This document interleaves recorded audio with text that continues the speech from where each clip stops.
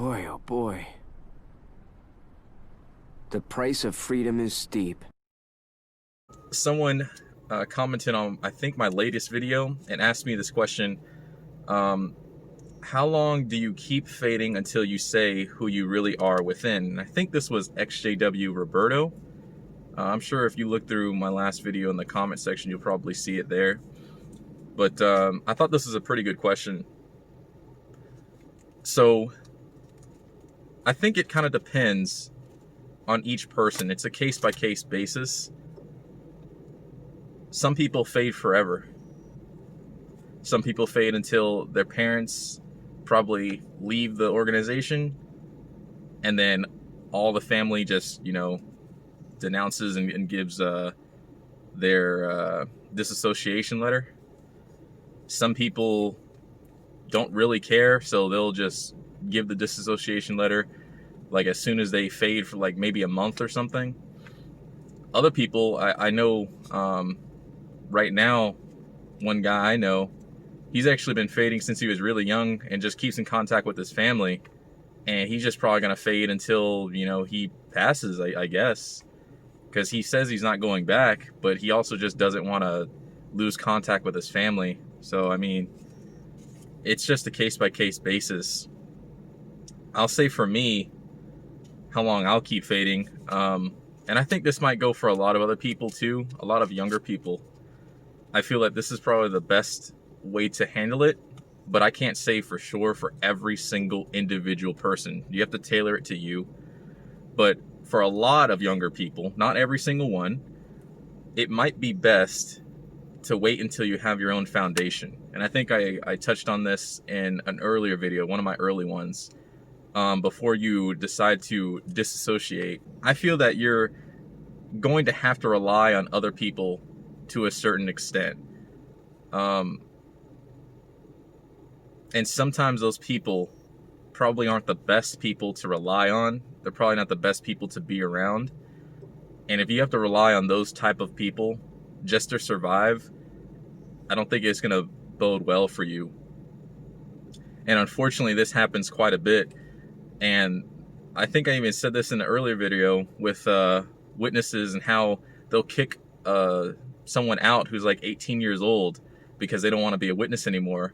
And then everyone's like shocked when the younger person has to survive and has to get a job, but then can't isn't really living in the best conditions.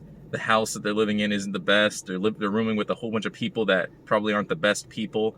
And everyone's like shocked. Is like, why? See, this is why you need to stay closer to Jehovah. And then I'm just sitting there like, no, actually, that's not the case. The reason why they're even put in that situation is because they got kicked out and they didn't have a foundation. I'm sure if somebody was rich, let's say now, this is an example, somebody's rich and they're a witness. They kick their child out and their child has money to go off of and they can do their own thing. They have enough money to survive. That child probably is going to be perfectly fine.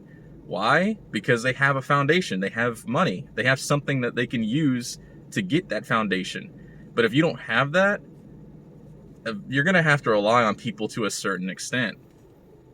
Now, I mean, obviously, I don't know everything. I'm sure there's somebody out there that didn't have to rely on anybody, got a full-time job, is doing perfectly fine, has a foundation. I would probably call that person an outlier, because if you look at across the board in general for younger kids who leave the house at an early age, 18, 16, with no foundation or any money to really go off of, it doesn't really look too good. And kudos to anybody who is able to do that. I give you full credit, because it's not easy.